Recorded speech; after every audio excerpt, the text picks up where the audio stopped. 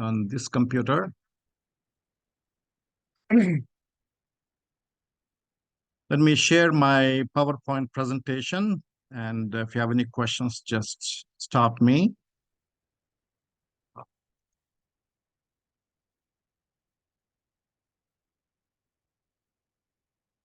Can you see my screen? Yes. Jai Baba, you all know that I live in Peoria, Illinois. Usually it's pretty good in the evening. It's like this in the picture, but right now we are being hit with snowstorm. And the downtown of Peoria looks like the bottom one. How about you, Anthony? Are you hit with a snowstorm? Well, in New York City, we lucked out. We just had rain 2 times. Yeah. We're going to have rain again Saturday and so on.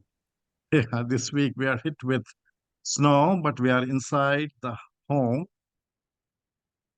I am retired, so I don't have any problem to go to work.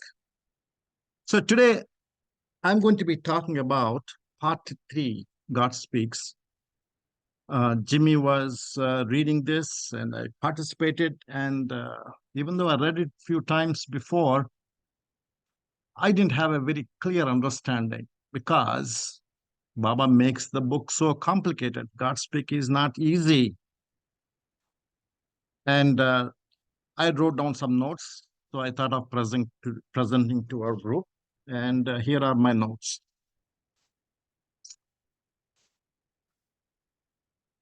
Some people say it's not true that reincarnation does not exist, right? We all at one time we were of this idea too. Reincarnation is a theoretical fact, and with our limited mind, we cannot either prove it or observe. This is not a simple thing to observe. This is a big concept, and I would say only the avatars or perfect masters with infinite knowledge can reveal it. In Vedanta, this concept is explained in some Upanishads as well as in Bhagavad Gita, not in detail, but so much that we can understand. And Swami Vivekananda wrote extensively on this, although I have not read it, but I heard it was pretty good. It is there in Sufism, but even though it is there in Islam and Christianity, it's kind of indirectly, not directly, hey, you will be born again. It's not like that. So a lot of Islamic people who follow Quran and the Bible, they don't believe in it. But Meher Baba made it very clear about this for us. There are a number of people who can remember their past lives. We know that, right? This child at the age of 3, he played piano in a symphony somewhere in Europe. It's there on YouTube. In YouTube, there are a number of examples where they can remember their past lives. There's a proof. This uneducated man, it was on the news like a few years ago, who was speaking only in Spanish in Argentina, started speaking German, and he started doing surgeries in a remote village. How could he do? He said he remembered the previous life. He was a surgeon in Second World War, and he was in the field, and he was killed. And now he's able to do all those things. In 1954, Baba was involved in an accident in Satara. Then one of Baba's Mandali, Dr. Neelu, passed away. We all know that, right? When Dr. Neelu, who was in male, is born again as a female, as Vidyavati Yadavalli. She lives in Bengaluru, and some of you know her. And she remembers all her past life, every detail. She's a professional. She wrote a couple of books, and I happen to read them. They're very good. And She says Baba is always in her thoughts and Baba guides her what to do. She's still Baba's mandale. What do they do? Baba's work. They do avatar work. Baba guides them to do this, do this. They just do obediently do. That's what she's continuing to do, even though right now she has children, husband, a job, everything. And she says Baba loves her very much. He showered unlimited grace on her to make her one with him. And this is the picture of Vidyavati. And this is Dr. Neelakanta Godse. Uh, Look at the face features, they're very similar features, but that's different. But he is in a male body and she is in a female body. That's one example I thought of showing because we are talking about the reincarnation. So, what is the need for reincarnation? Why do we need to know about reincarnation? Right? We all have this question. Understanding the concept of reincarnation plays a very important role to be in the path of spirituality, to understand many spiritual truths. See, in part 3 of God Speaks, Baba gave one of the best chapter ever given about reincarnation. Every detail is there about reincarnation. If you are thorough with that, you're good with the reincarnation concept. Also, understanding of this chapter is vital because we want to proceed to understand the other parts of the God Speaks. If we don't believe in it, if we don't understand, it's hard. Reading God Speaks is usually very tough for many. A lot of people take it up and leave it. But once you read it, it's not that difficult actually. The sentences are made it complicated. If you break up the sentences into simple ones, then it becomes easy. But you need a little bit more patience and a little bit more. It's not like a reading a regular novel. You cannot just skim through pages and just understand everything. It is not. But Baba wants us to know about God Speaks, what he wrote in the God Speaks. The God Speaks is our autobiography, yours and mine. Biography, not autobiography, biography. Many ideas are repeated and re-emphasized. See, Baba is so kind that he knows that it's very difficult for us. So what he did, he repeated the ideas again and again, and see, he re-emphasized. That's how he brought in very few concepts so beautifully.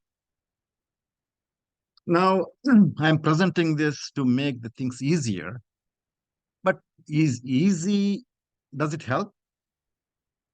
Easy way of doing things? Or Baba said that he had packed each word of God Speaks with spiritual energy. What is the spiritual energy for? This is for us. And how do we tap it? Is it by easy reading or using some struggle? I leave it to your thinking, but let's put all some effort to understand and claim this spiritual energy.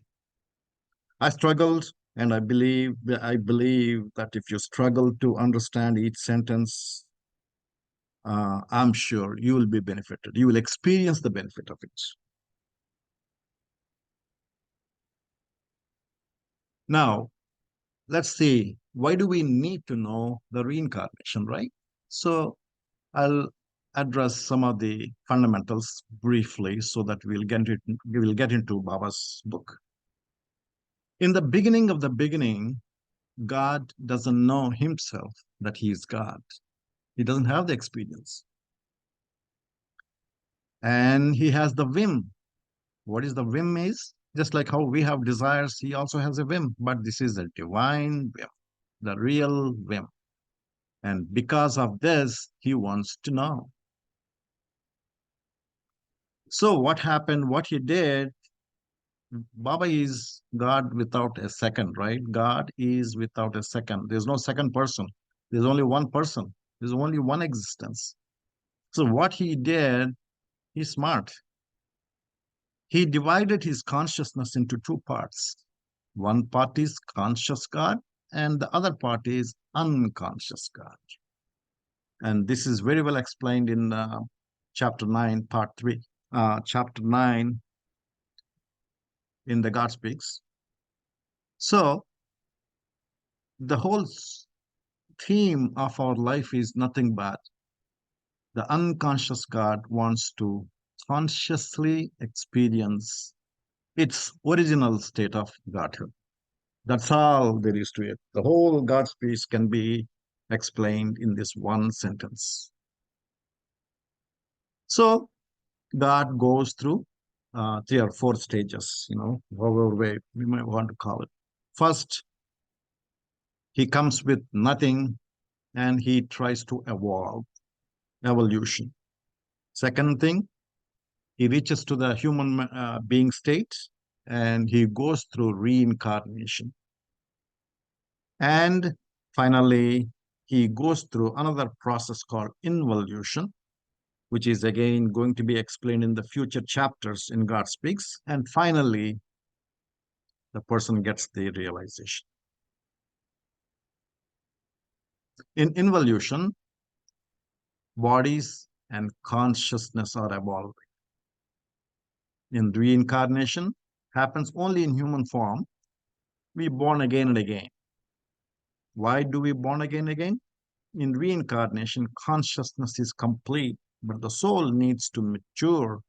And also, the soul gets stuck with the impressions collected in the evolution.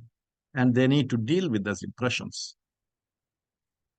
And all the impressions need to be cleared. Then only we get the path cleared for the God.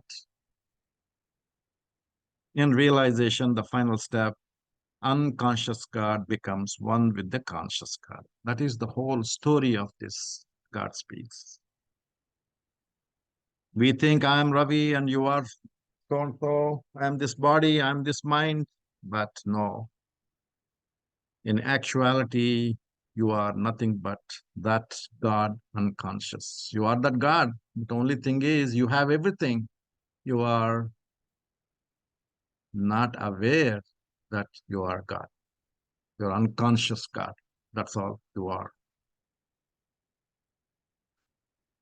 What's happening in evolution? Now we are starting the reincarnation chapter in the book. I try to put it everything in a simple words so that we can grasp. You know what's happening in the evolution.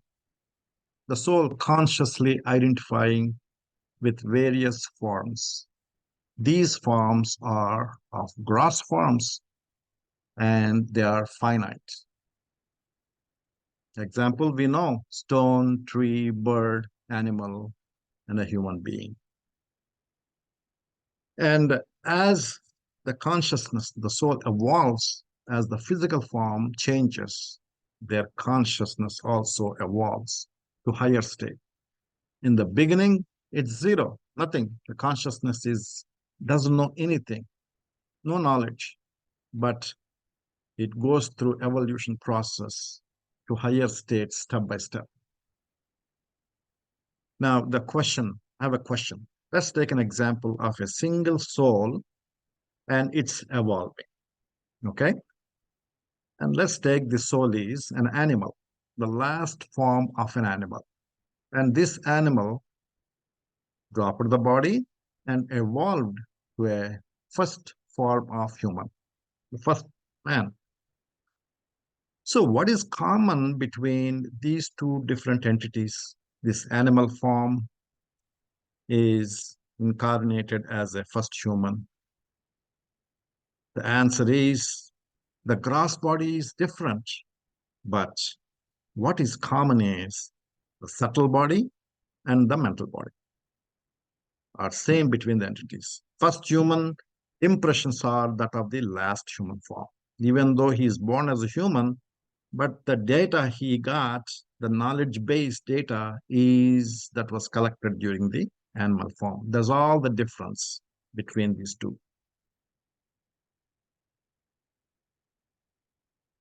When we were reading this, some of us had asked some questions. What is a subtle body? What is a mental body? So I thought I should address some of these things in a very briefly before I get into the actual thing. The physical form, our physical form is functioning because there is energy there. That means we have a subtle body, energy body. Subtle body is nothing but energy body. You are walking, working, eating, all these actions we are involved in. Unless you have energy, you won't do that. Let's say you're in coma. Can you do anything? You still have energy body, but its energy body is in the lowest state. When you are active, you can do all these things. But how are you using this energy? What is the purpose of using energy? Then it comes to the mental body. The knowledge base is stored in the mental body. All the mental impressions are stored in the mental body. These stored impressions are from the previous life. We know that, right? So these impressions give the current man the energy to do the actions. All these bodies function in coordination with each other using previously collected impressions. The physical body, subtle body, and the finite mental form, all of them, they use in coordination.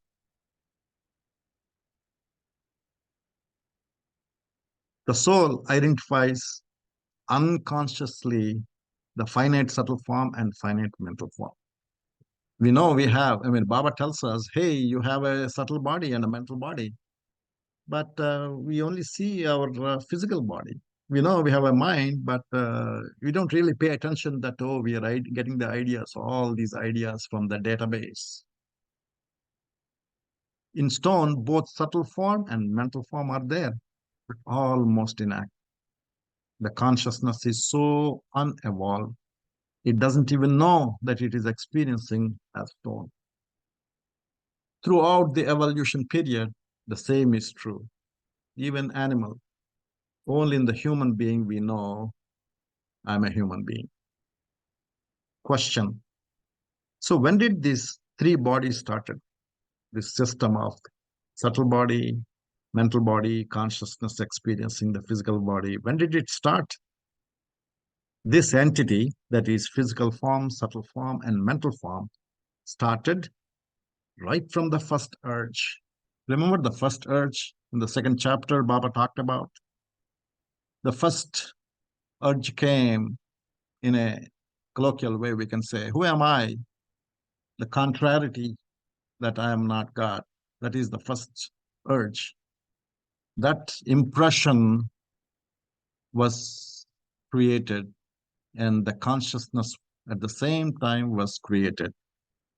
And then consciousness wants to experience this impression, who am I? And to experience this impression, it needs a vehicle. So it has to create a body. So this system, the body is created along with subtle body, energy body to function, and the mental body to store the data and other things. When the first sanskara formed, the consciousness needed a body to experience the first sanskara. With evolution of forms, its finite subtle form also takes place to give form greater energy. Similarly, with the evolution of mental form also takes place to accommodate, retain, and reflect the increasingly innumerable varied impressions. Thus, when the soul tends to identify itself with varied species of vegetable forms, the evolved finite, subtle, and mental form of the soul begin to show greater and visible signs. Vegetable forms showing self-preservation and survival, the fittest, etc. We know that if you put a seed in the ground and pour some water and then sunlight, that slowly germinates. Where does this get the energy to do all these actions? Because of the subtle body. And we also know the tree grows. In the vegetation form, it uses in a limited way the subtle, but the mental body is kind of in a very primitive. In the in the worm, bird, and fish forms, this tendency of the finite mental form of the soul is translated gradually and steadily into the shape of instinct. They get the instinct. They're hungry, the worm, they're hungry, they look for the food. Birds also, they can fly because of the instinct. Fish, it swims. The moment it is born, it starts swimming. How does it know? It has that instinct. The shaping of the instincts evolves until in the human form, slowly grows. Gradually, this instinct is further and completely transformed into intellects. This being the highest finite aspect of manifestation of the mental form in the human form, of the gross conscious human soul experiencing the gross world. So it is that only in human form are the subtle body and the mental body fully developed. Human form is, so to speak, fully equipped with a human body, subtle body, and mental body, together with full consciousness of the gross. Although human form experiences the gross world, but cannot experience subtle world and the mental world. We have three different worlds. We are connected with that. Right now, if all of us are in the gross plane, we are experiencing the gross world. And there is a subtle world that is different from our world, which is a lot bigger. And much bigger is the mental world. And we don't have that experience because we barely use our bodies. Human beings work indirectly through the subtle and mental bodies in the gross plane. We use the energy, but how much energy do we use compared to the capability of the subtle body we have? Almost nil. Humans use mind through various gross aspects of mind, such as desires, emotions, and thoughts. We're all familiar with these three functions, and out of these, desires are the predominant aspect of the mind. Unless we have desires, we cannot survive. From the morning, when I get up in the morning, what do I want? I want coffee.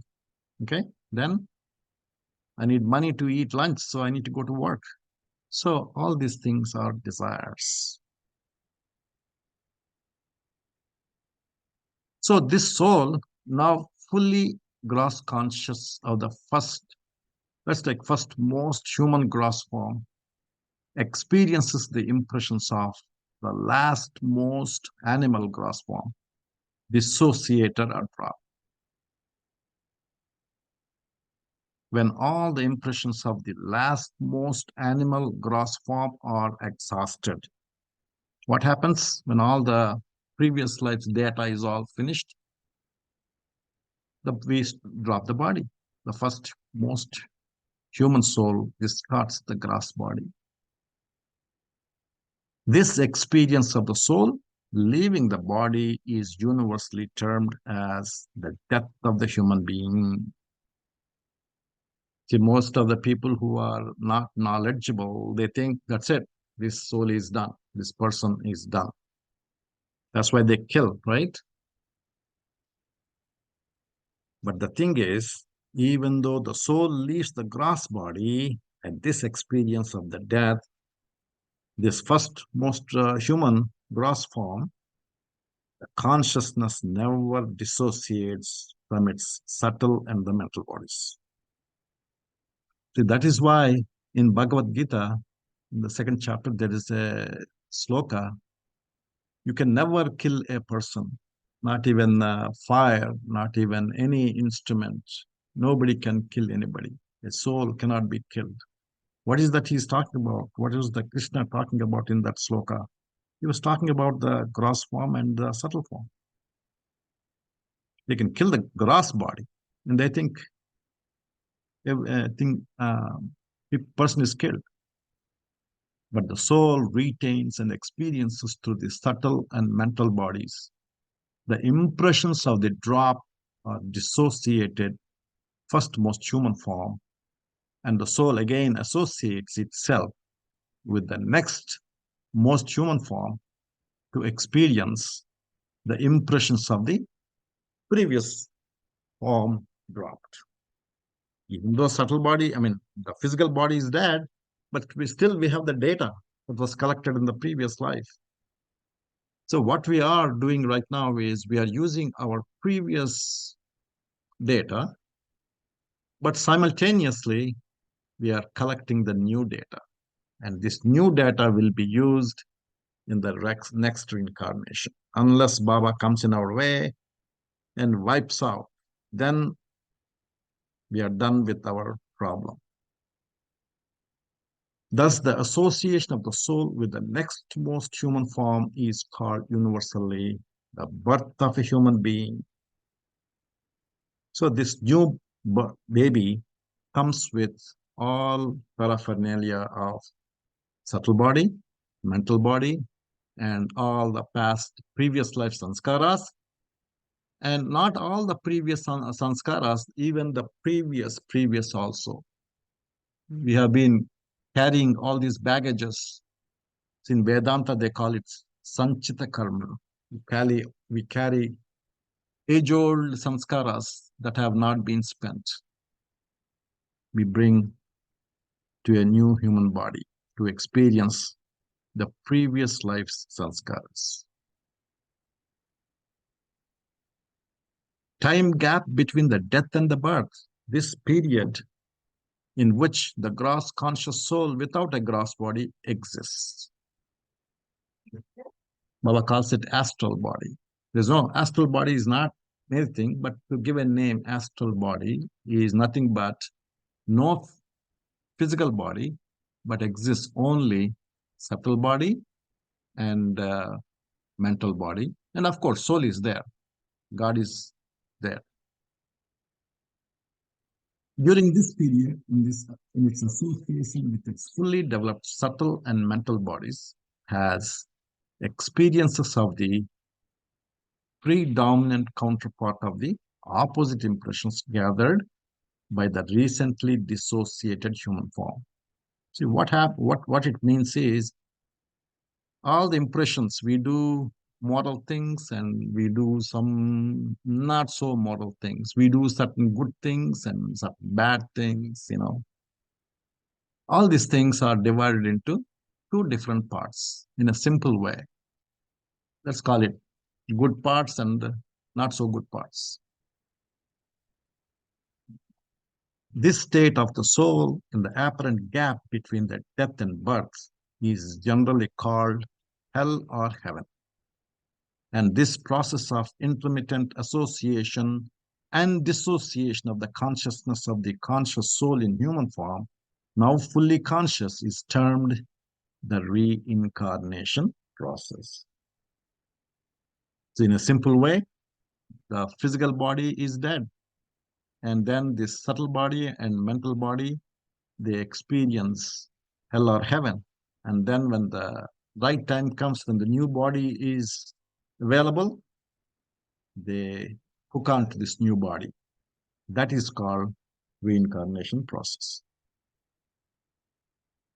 Heaven, if the predominant counterpart of the impressions is of virtue or goodness, then the soul is said to be in heaven. That's what we say, right? Soul is heaven. The consciousness, that basically what is heaven? The consciousness experiences joyful and pleasurable moments. That's what it is. And what is hell? If it is of vice or evil, if we have acted in a vice or evil things are involved, then what happens? The soul experiences the hell state of it. The consciousness experiences not so great moments. The states of heaven and hell are not locations, but states of intensive experiences. Baba says the experiences what without a body goes through is a lot more intensive. Did Baba say 10 times more? Something like that, he said. Many times more intensive without a body than if you were to enjoy or experience bad state through the body, suffering. So as soon as the predominant counterpart of the impressions is experienced and exhausted, and just when equilibrium is about to be maintained between good and bad, between the opposites of the impressions, at this juncture, the soul automatically associates with the next most human form. Thus, the gross conscious of the soul, after experiencing either hell or heaven, associates with the next human form, takes up another birth to experience and exhaust the residual opposite impressions of the last birth.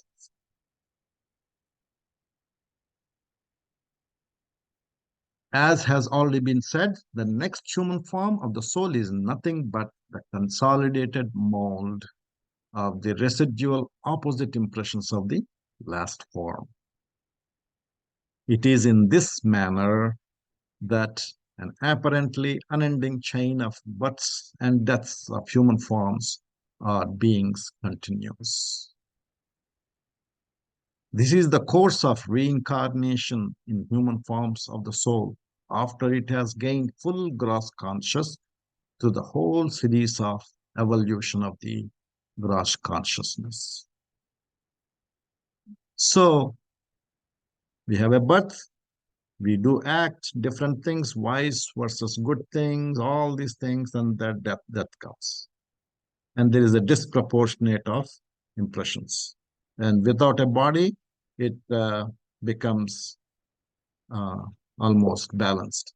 And then we take up a birth again.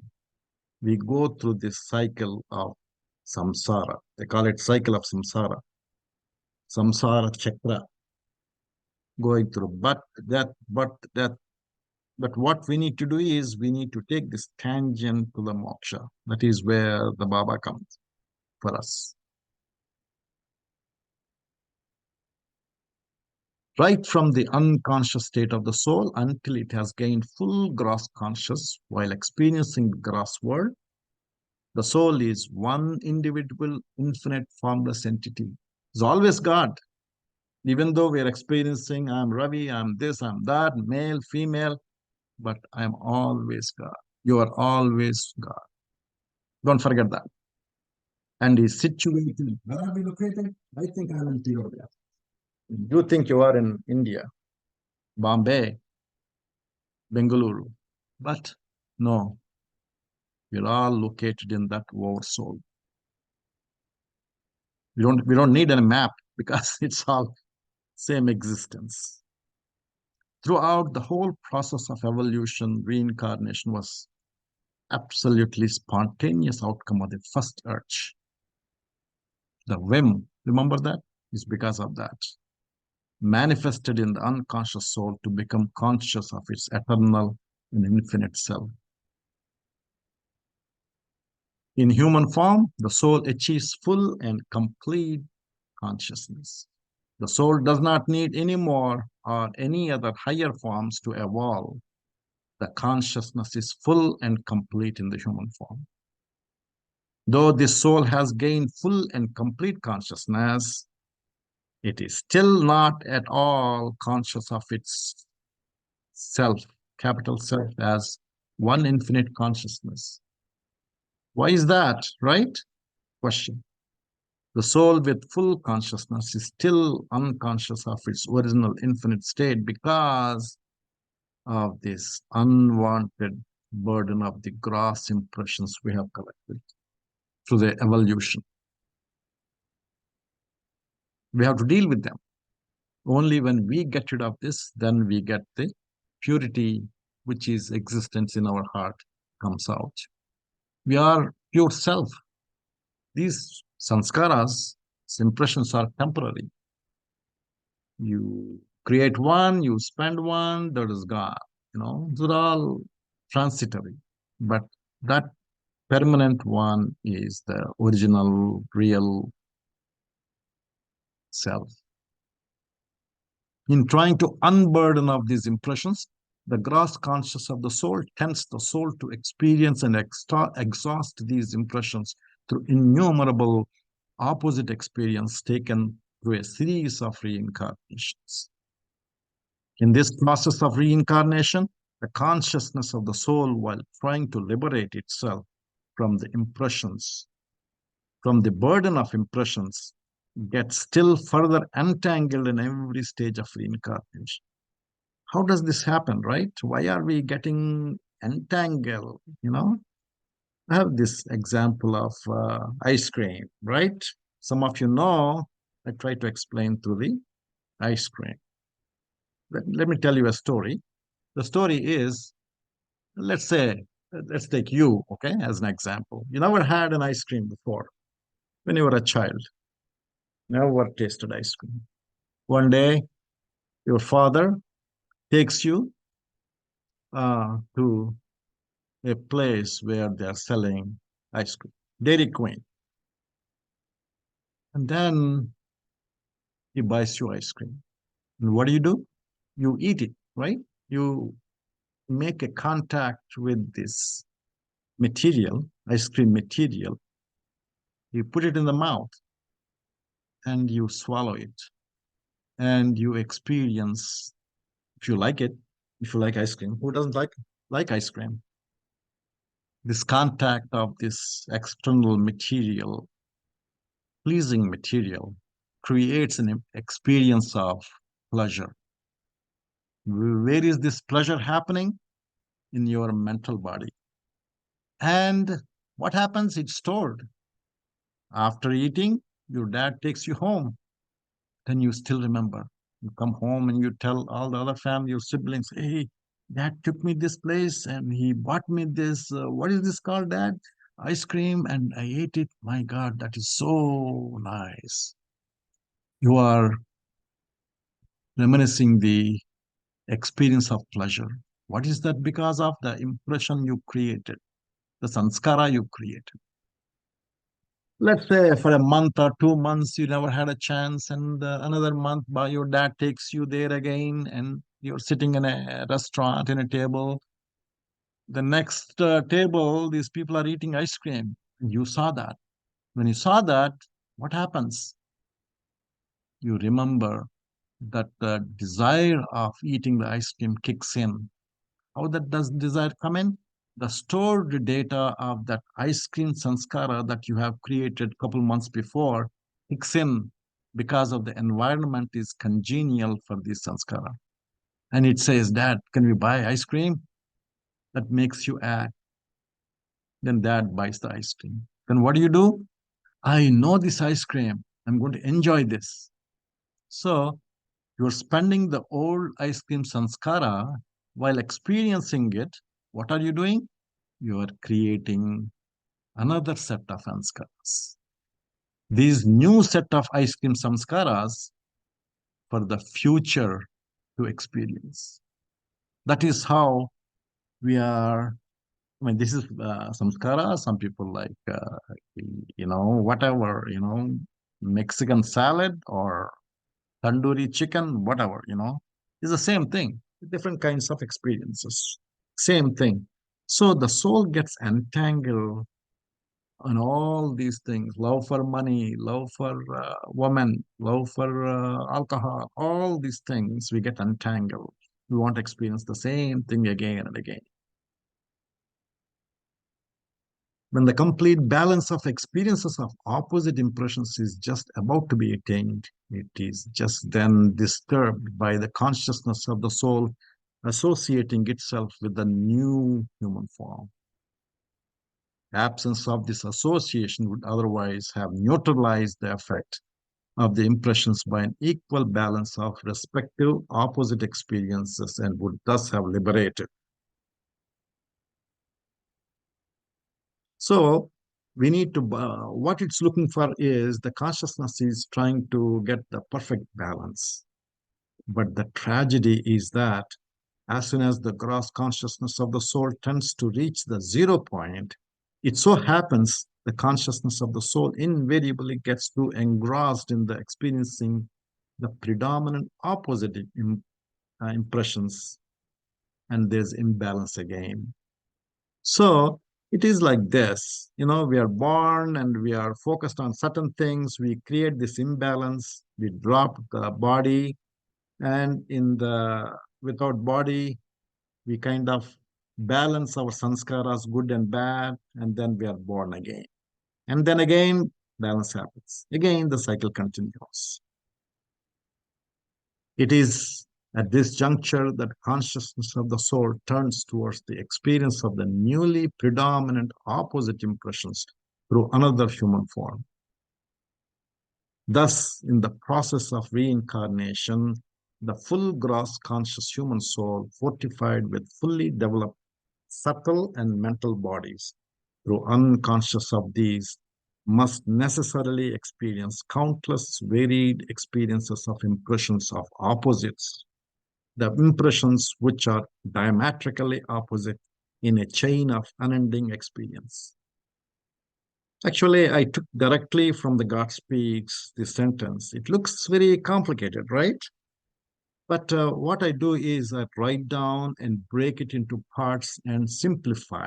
When you simplify, actually, Baba wants to say in a simple idea, but the sentence looks complicated. The only solution for this samsara chakra is to thin out our impressions. But how do we thin it out? Yes,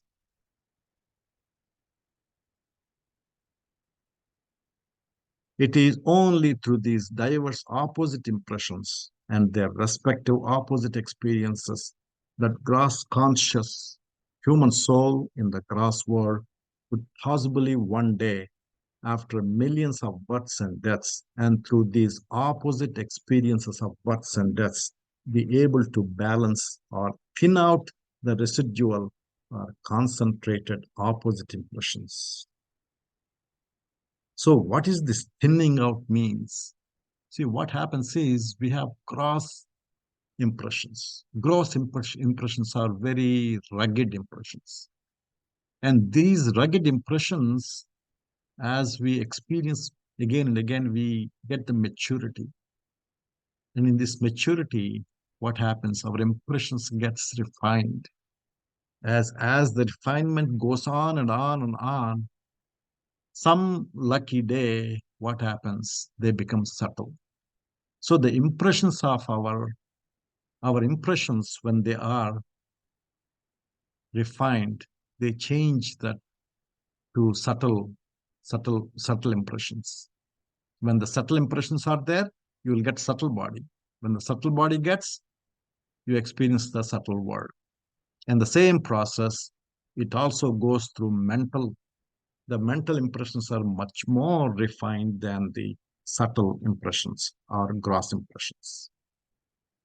It is this cycle of deaths and consequent births of human forms that ultimately results in fully evolved consciousness of the gross conscious human soul to involve this consciousness to the depth where the fully involved consciousness of the soul realizes the reality of the infinite eternal state of the self.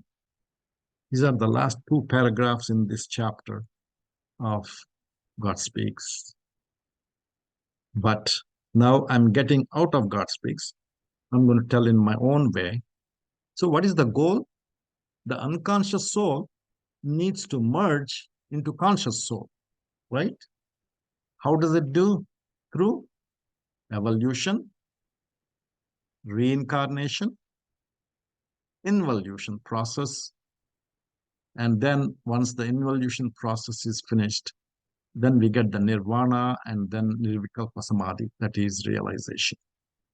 The same unconscious God experiences its own counterpart of the conscious God to this process. It's all happening in imagination, not in reality. We are only experiencing imagination. We are in illusion. We are not experiencing the reality. That is the problem with us. If I show you what is this, this is the pen. Everybody say this, right? But the pen image is created in my mind. And I know my past experience that the shape of an object is called pen. With that imagination, I tell, hey, this is pen. This is not a reality. This is a imagination. Every concept we go through is through imagination. My wife is imagination. My daughter is imagination. The money bank we have, the money in the bank is an imagination. The cryptocurrency is an imagination. We don't see the cryptocurrency, but we can buy things, right? It's all imagination. How do we get out of this long process of it's a long process. There's nothing we can do about the evolution, right? Reincarnation also we cannot do because we need to be matured. We need to understand, we need to get the knowledge that we cannot do. But this part we can avoid. And we are so lucky to be present in this avataric period. Meher Baba is God himself, came into the human form. He came into this gross world so that we can see him. And all the mess we created, he cleared. He cleared our path. And without going through this long process, Baba told us, hold on to my Daman. But what does it mean by holding on to my Daman? It's not a physical thing. It means Baba is so kind to help us. Remember me wholeheartedly and constantly. I will help you. When when I was young, 1962 and all, my father used to write all the letters to Meher Baba. And Meher Baba invariably, maybe Adi Kerani or Yurich used to write as a Baba's message saying that, do this, my love blessings. My father had a grandchild born, and they sent a message to Baba. My love blessings to your grandchild. And he always used to add one sentence along with in the telegram. Remember me wholeheartedly and constantly. Meher Baba. See, that is what we need to constantly do, whether you read God Speaks or whether you have to do anything. Just hold on to his Daman and he will take us wherever we need to. Let us surrender to him. He is like an engine.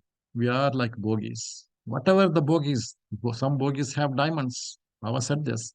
Some bogies have garbage. Everything goes to the destination, wherever the engine goes. All we have to do is hold on to the Daman by remembering him with love. He will help us for sure. Thank you, Jimmy, and thank you, Bombay Meher Baba Center, to give me this opportunity present. And I will now open for any discussion with few minutes we have. Jai Baba.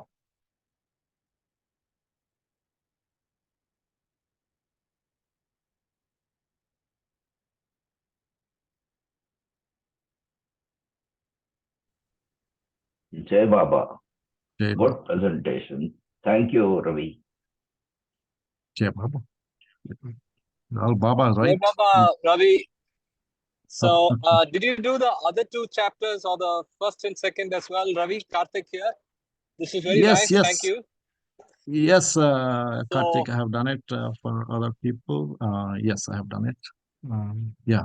Excellent. So you should send me those videos. We'll also put it in the group and the series available. Yeah. Jai Baba. Vidya Garu, you're there. My goodness, how fortunate we are to have you. Jai Baba Vidya. Vidya Garu, you want to say any message Maybe- for all of us? Jai Baba Ravi, Jai it Baba. was really nice that listening to you. I was listening to the whole reincarnation chapter. You put in lot of effort to understand it and to prepare and to present it.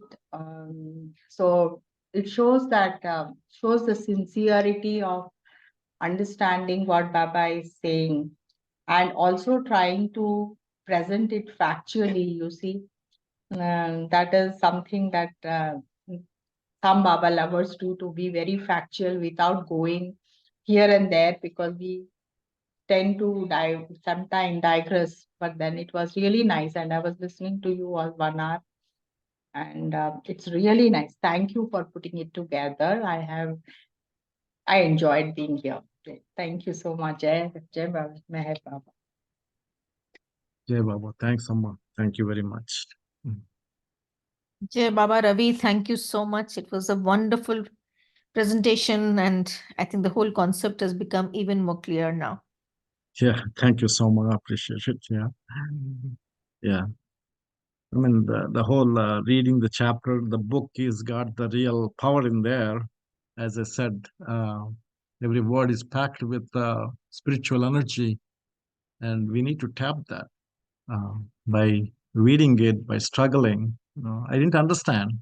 Baba helped me to understand the God speak. So every sentence I wrote down, broke into different parts, and made into a small sentence.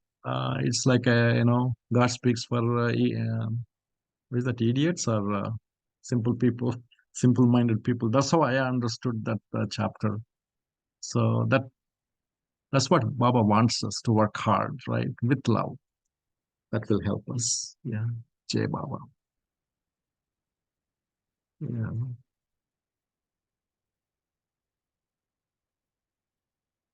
Anybody else has any questions?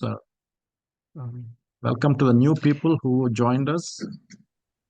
We have this Jimmy reads this God Speaks every Wednesday and Friday.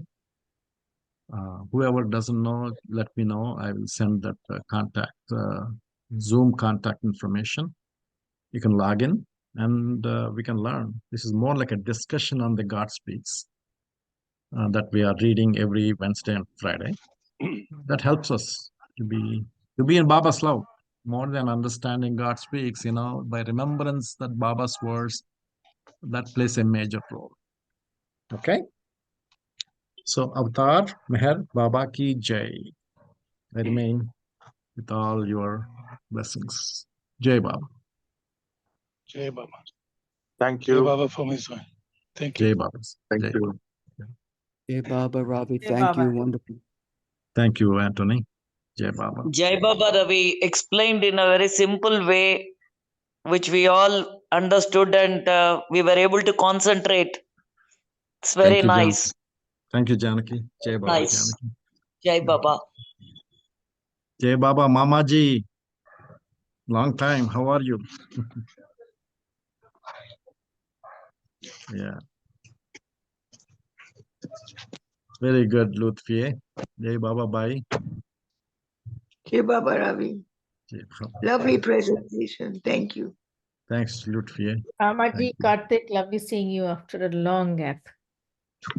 Yeah, Karthik. I'm missing to come to the weekend sessions, but yeah, something is other happening. Very good, very good. Okay, all right. Jai Baba to everyone. Thank you. Jai We'll see you Baba. again. Okay, Jai Baba. Jai Baba. Jai Baba.